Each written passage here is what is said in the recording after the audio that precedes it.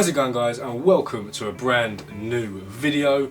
So I was flicking through YouTube the other day looking at some of the photographers that I follow, and I watched one of North Boulder's videos on the Stranger Things edit, and I love all of his videos and all of his content, and I thought, you know what, why not try and go out and get something like this myself. A lot of like the foresty areas around my area you can't really take a car onto, so I thought why not do it with a person. So me and my dad went out into the forest, and I had the sort of the vision in my head because of what he shot of what I wanted to get.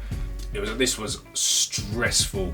I had no battery on my camera and we had like half an hour till it got dark, so I quickly charged it up and it had like 2% battery. So we drove up to the forest. I had to sort of set it up in my head of how I envisioned it and then take the shots, and luckily it turned out quite well.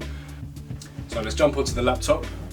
I'm going to show you guys the sliders, the tone curves, exactly how I've edited it. I'm not going to go through it from scratch because I have already edited it, and I'm going to put it up on my Instagram as well. But you can see all the sliders, and I'll basically show you exactly what I've done. And I'm going to do it sort of against what he done, or compare it to what North Boulder's done. So what he done first was he started with his tone curve, which is exactly what I've done. I've only played about with the red. I pushed the highlights up towards red, which is what you can see here. Made a point down, 2 points down here, just to bring the shadows more towards the blue. So that's nice and simple. And then the normal tone curve, which sort of affects the whole picture.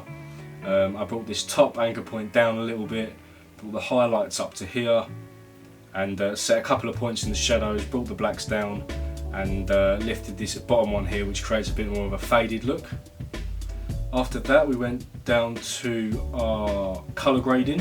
So what Mike done, he put his shadows towards the blue, and I really liked it when I put the shadows towards the red. So I played a bit with that, done that, and then I brought the highlights down to the blue and he put the highlights up to the red. So you can kind of play around that and see how you go with the different colours, and I've left the mid-tones as they are. Next I went up to the colour mixer. I got rid of the yellow and the green pretty much all the way, and same with the two, purple and magenta here. I got rid of the saturation because in the trees you could see quite a lot of purple. I don't know if that's just chromatic aberration or whatever you call it, but I've removed that anyway. And then going up to the top, exposure I've left, contrast I've left, brought the highlights down because as you can see, as they were, it was really overexposed.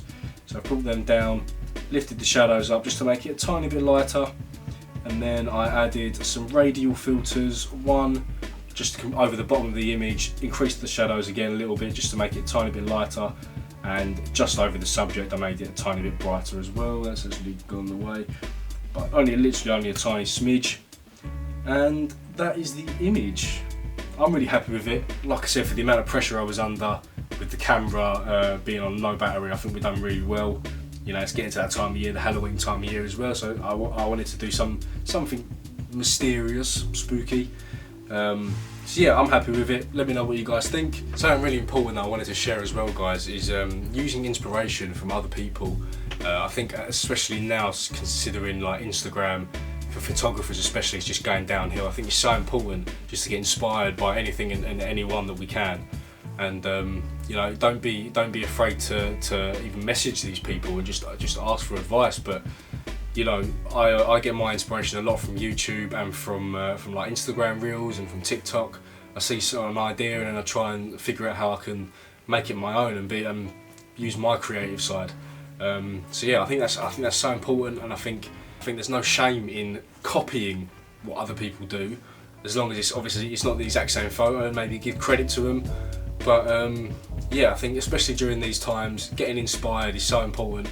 And just do it however you can, you know, by like I said, by your favourite influencers, your favourite whoever. Yeah, I hope you enjoyed this video. If you do, maybe consider leaving me a like and subscribing. That will help me out big time. Really trying to grow my channel the rest of this year and continue to make videos for you guys. I hope you guys enjoy them. Let me know what you think in the comments, and I will see you in the next one.